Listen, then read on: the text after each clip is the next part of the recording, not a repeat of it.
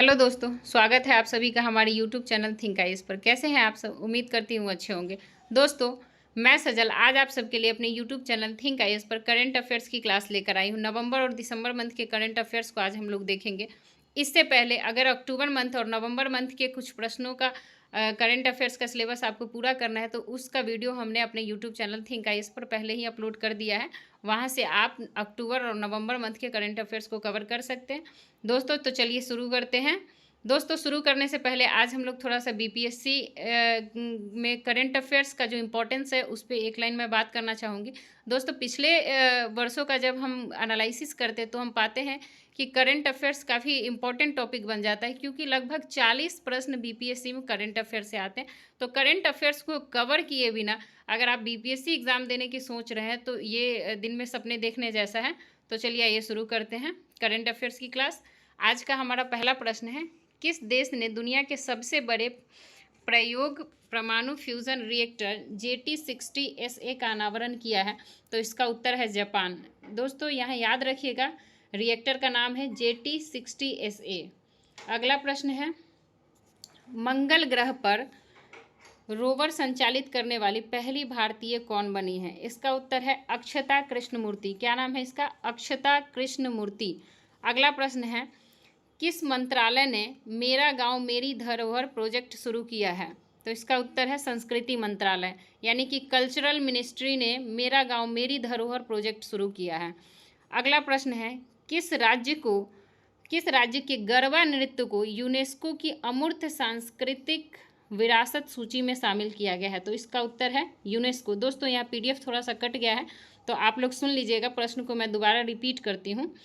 दिसंबर 2023 को किस राज्य के गरबा नृत्य को यूनेस्को की अमूर्त सांस्कृतिक विरासत सूची में शामिल किया गया है? इसका उत्तर है गुजरात। और कितने तारीख को यह शामिल किया गया? 7 दिसंबर।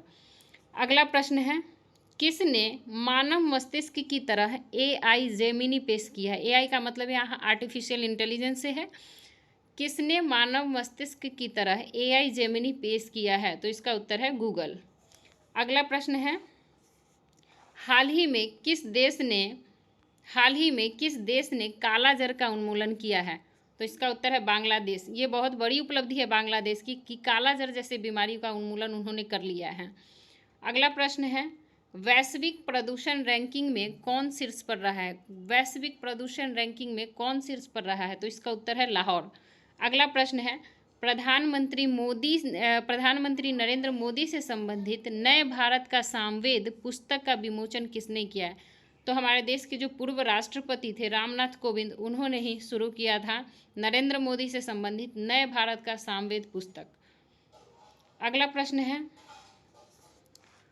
9 दिसंबर 2023 को जारी QS स्थिरता रैंकिंग में भारत का कौन सा विश्वविद्यालय शीर्ष पर रहा है? तो इसका उत्तर है दिल्ली विश्वविद्यालय।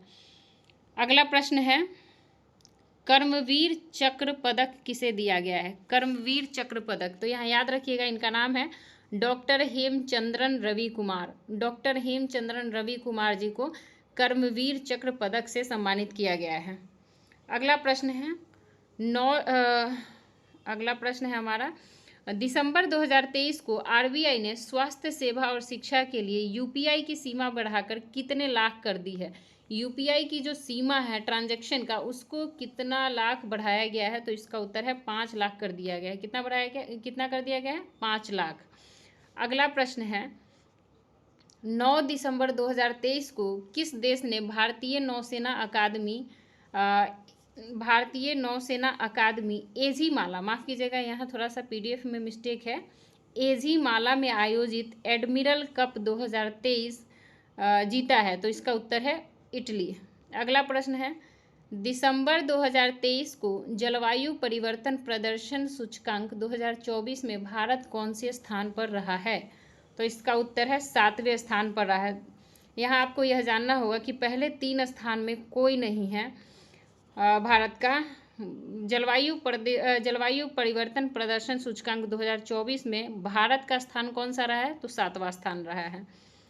अगला प्रश्न देखते हैं। अगला प्रश्न है थोड़ा सा, दिसंबर 2023 को किस देश ने Juke 2Y3 रॉकेट को सफलतापूर्वक अंतरिक्ष में प्रक्षेपित किया है? तो ये इस चीन ने किया है। कौन से देश ने किया है? चीन ने किया। और ये कब किया है? तो ये डेट याद रखिएगा, 10 दिसंबर को चीन ने Juke-2Y3 रॉकेट को सफलतापूर्वक अंतरिक्ष में प्रक्षेपित किया है, यानी कि लॉन्च किया है। अगला प्रश्न है, किस देश ने एक प्रश्न यहाँ देख लीजिएगा, किस देश ने चौथी पीढ़ी का परमाणु रिएक्टर शुरू किया है? तो यह भी चीन है। कौन सा देश है? चीन। चीन ने क्या किया है कि चौथी पीढ़ी का परमाणु रिएक्टर लॉन्च कर दिया है। और आज का क्लास यहीं तक। एक अंतिम प्रश्न छूट रहा है, उसको हम लोग देख लेते हैं कि 11 दिसंबर 2023 को विकसित भारत 2047 वॉइस ऑफ यूथ पहल की शुरुआत किसने की है? वॉइस ऑफ यूथ पहल की शुरुआत किसने की है? तो इसका उत्तर है नरेंद्र मोदी, हमारे देश के प्रधानमंत्री ने विकसित भारत 2047 वॉइस ऑफ यूथ पहल की शुरुआत की है। दोस्तों आज की क्लास यहीं तक। आज का प्रश्न खत्म होता है। दोस्तों वीडियो पसंद आए तो वीडियो को लाइक करिएगा, चैनल को सब्सक्राइब करिएगा और वीडियो को ज़्यादा से ज़्यादा शेयर करिएगा, ताकि 70वीं BPSC PT के जितने भी अभ्यर्थी हैं उनको मदद मिल सके। उसके साथ ही साथ दरोगा और SSC के लिए जितने भी प्रश्न, जो भी GK GS का जो प्रश्न होता है करेंट अफेयर्स का, उसके लिए काफ़ी इम्पोर्टेंट यह क्लास है। तो आप सब वैसे बच्चों के साथ शेयर करिए। धन्यवाद।